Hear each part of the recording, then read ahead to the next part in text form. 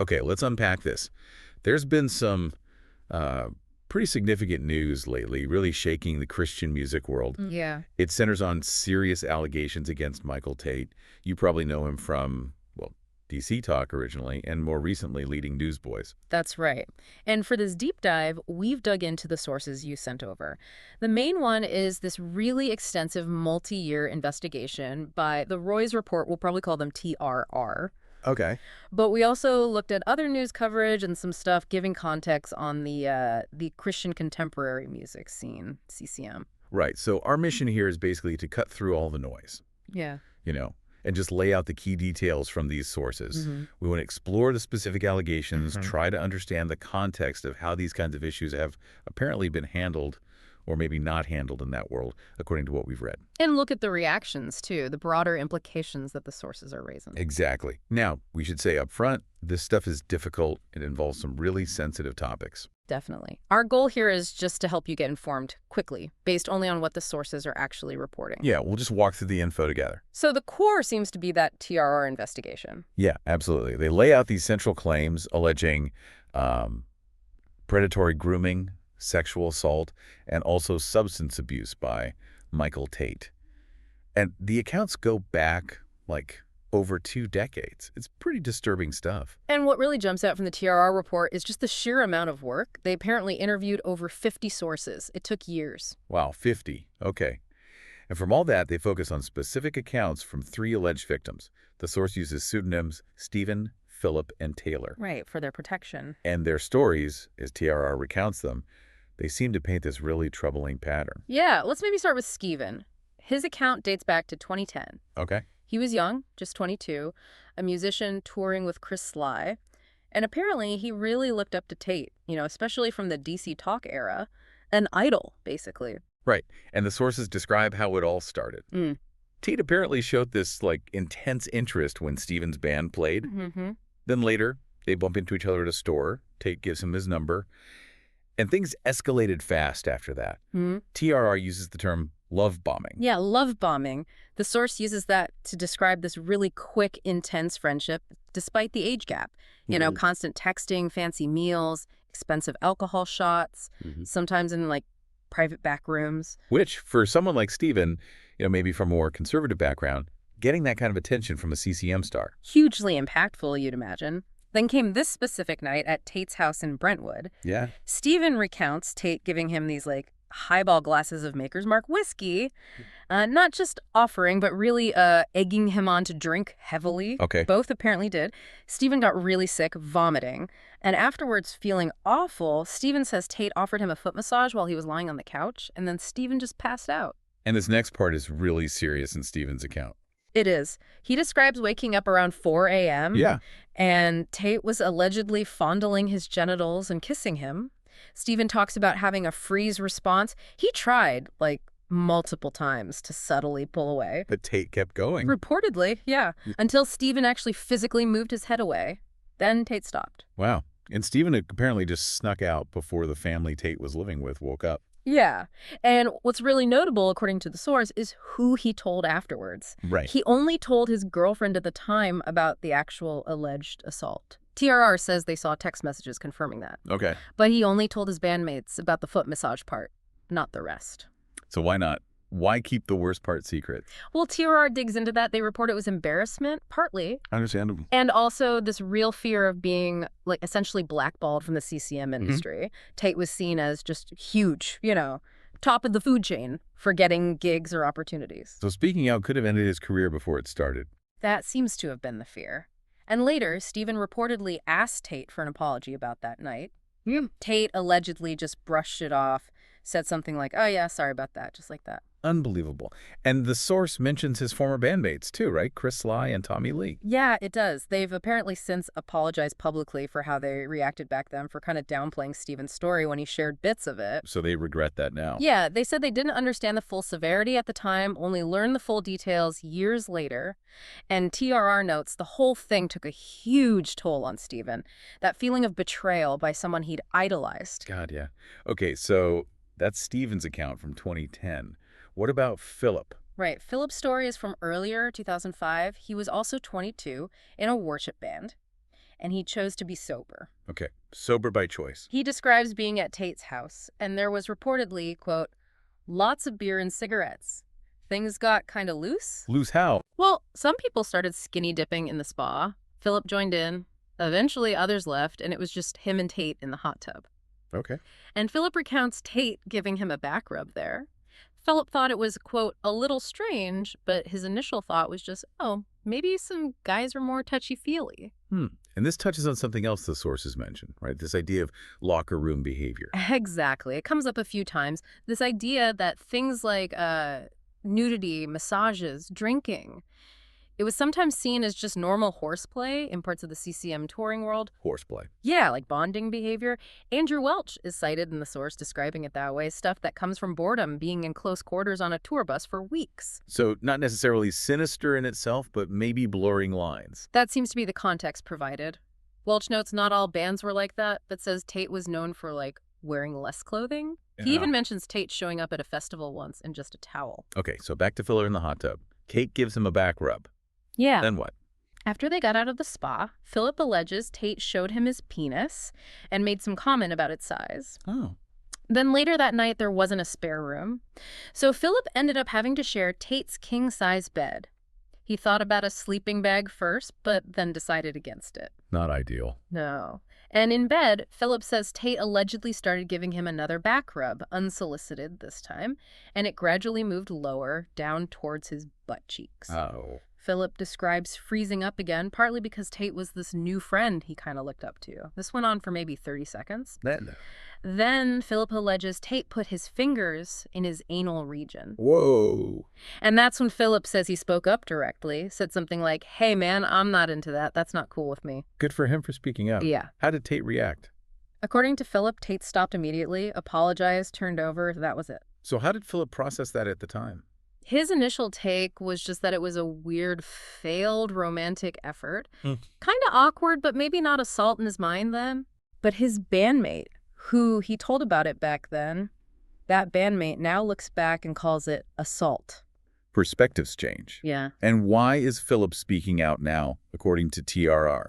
He said hearing similar stories made him realize it might be a pattern. He felt like maybe he got off easy compared to others, and he wanted to prevent anyone else from being harmed. Right. It really does highlight those issues of power dynamics, vulnerability. Definitely. Okay, so Stephen, Philip, who's a third person, Taylor. Yeah, Taylor.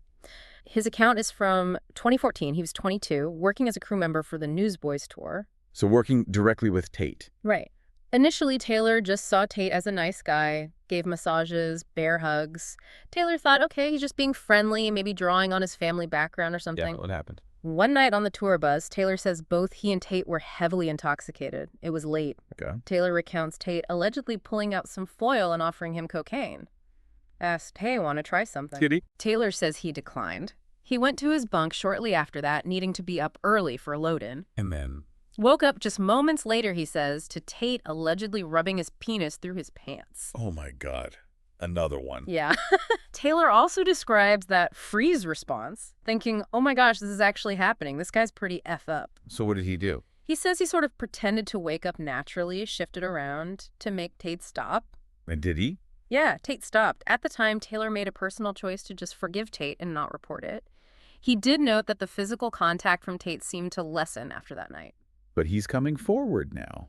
Why, according to the source? TRR reports that Taylor and his wife decided to speak out now, 11 years later, partly in solidarity with another alleged survivor they heard about, even though revisiting it is hard. Yeah, I bet. Taylor's wife is quoted in the source saying she believes God is ready for the truth to come out now. Powerful words. And TRR tried to get Tait's side of the story on all of this. They note they reached out repeatedly for comment on the investigation, got no response from Tait.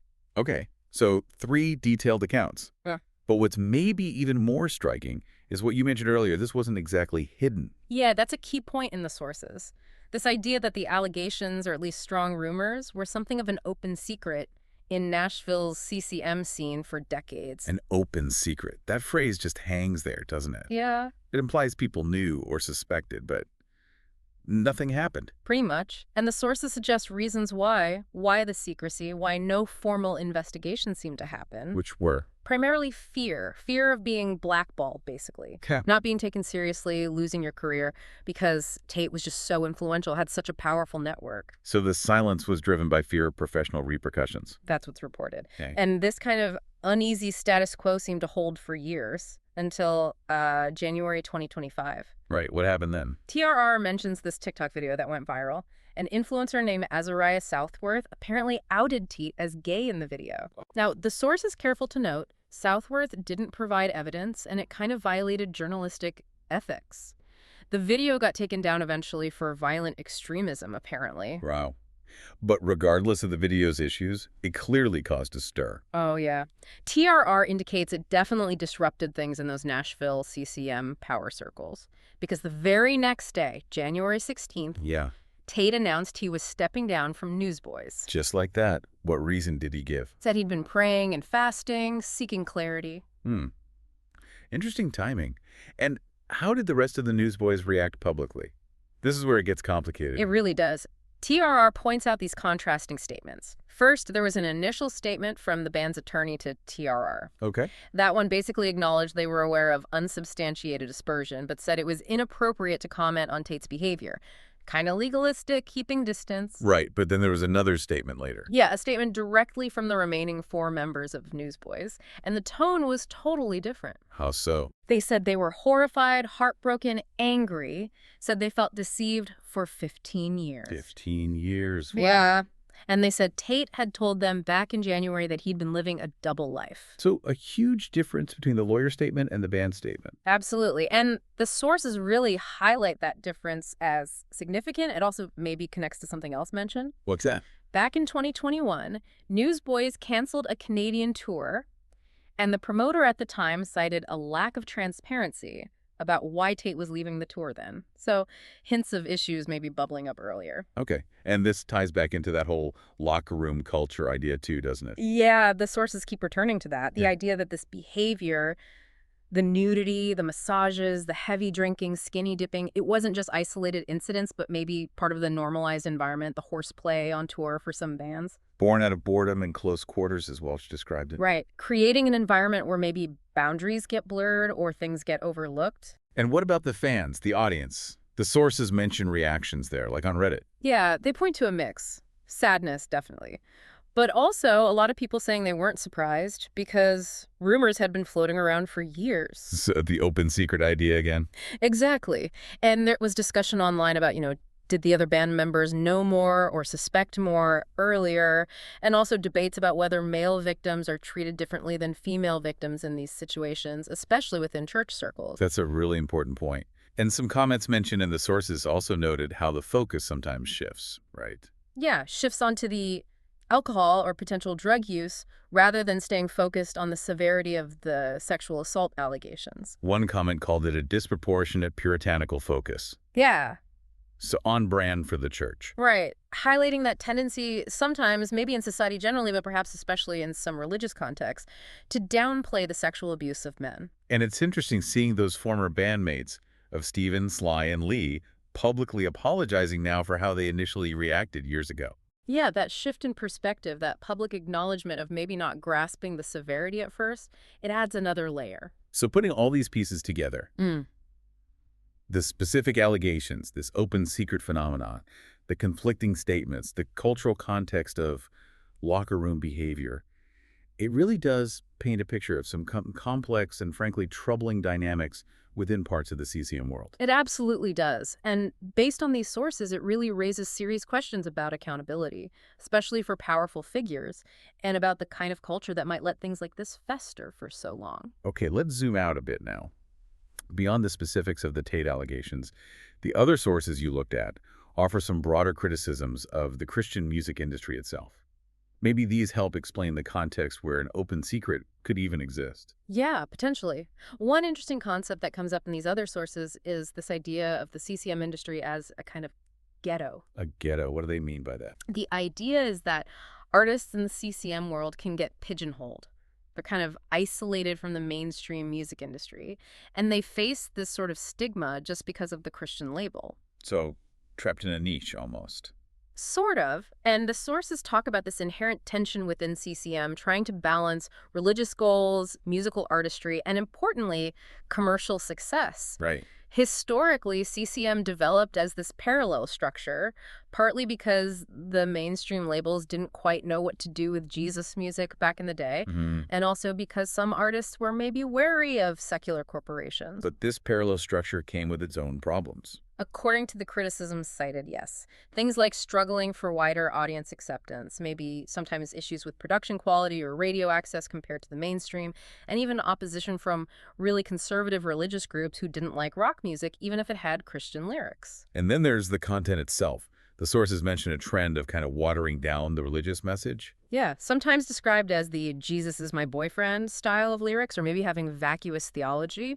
The idea is writing lyrics vague enough to potentially cross over to secular radio. Which creates this ambiguity. Yeah. Are they a Christian band or just Christians in a band? Exactly. Sources point to bands like Switchfoot, Chevelle, Project 86, even Mercy Me as examples of artists navigating that tension, trying to appeal to both Christian and secular audiences. It's a tricky balancing act. And here's where it gets really interesting, connecting back.